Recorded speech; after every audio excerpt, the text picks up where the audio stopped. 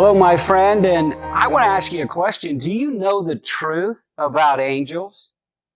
Are angels real? Do they exist? Is there really angels? Are angels around us? Are angels only in heaven? Are angels, fallen angels, only in hell? What's the truth about angels?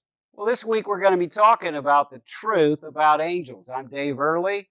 This is Daily Discipleship. You can follow us every day on Facebook or on our YouTube channel. Well, let's talk about angels, and I'm going to give you the truth about angels according to the Bible. The first thing I want you to understand is angels are real. There really are angels. They're mentioned 300 times in the Bible. That means right now, this very moment, around you, there are angels. Angels looking at what you're doing, watching what you do, listening to what you say. They're around you. Angels are very, very real. Second thing I want you to understand is they were created by God. There was a point in time when there were no angels, and then God created angels, probably the second day of creation. That means this: when somebody dies, they don't become an angel. All the angels that exist have already been created. People aren't becoming angels when they get to heaven. Angels already exist. They were created by God. And because they were created by God, they're not gods. They're not God. They can't become God, even though Lucifer thought he could. God is superior to them. God created them. They are created by God. Third, they are spirit beings. We're told they are ministering spirits. They're a different category than humans. We're flesh and blood. They are spirit. To us, primarily invisible. They exist in the spirit world. There's a different dimension here. And there's a spirit world going on, and that's where they primarily exist. They are spirit beings. The Bible describes them sometimes as wind, sometimes as fire, and sometimes as stars. Wind, think about it. You can't see wind, but you can see its results. You can't see angels, but you can see their results.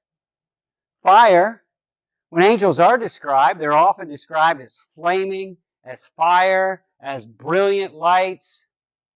And they're described as stars because, like stars, they are more than we can count. They're brilliant. They're beautiful.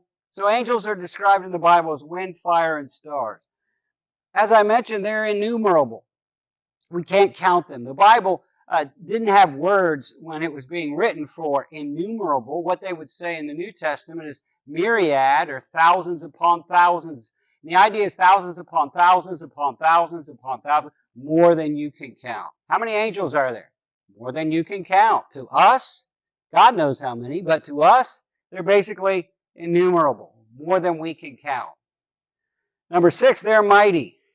They are called the mighty ones. They're described as big, strong warriors. They're not little babies flying around with a bow and arrow. They're not beautiful women. They are big, strong, mighty warriors. They're stronger than we are, faster than we are. They can lift more. They can go longer. They are mighty. They're often described as a military or a governmental structure.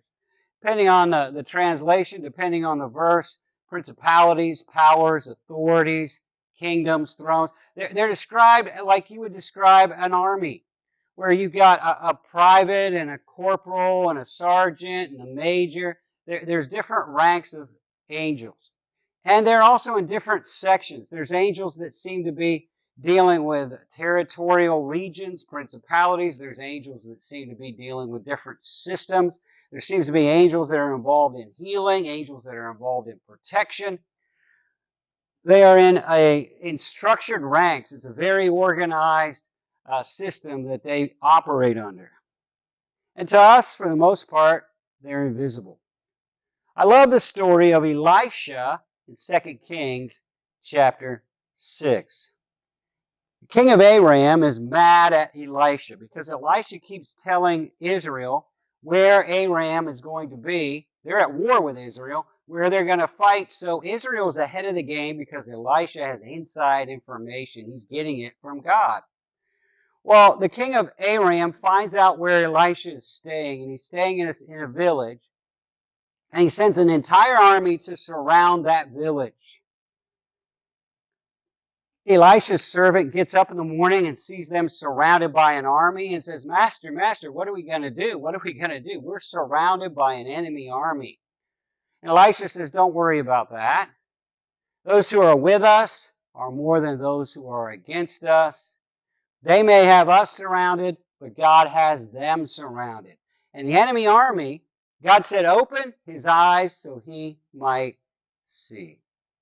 And all of a sudden, the servant's eyes are open to see into the spirit world, and he sees that the enemy army is surrounded by angel warriors and chariots of fire. God had them surrounded. And as a result,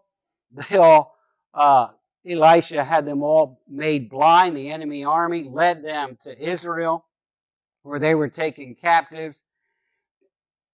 Angels, for the most part, are invisible. You don't see them, even though they're there.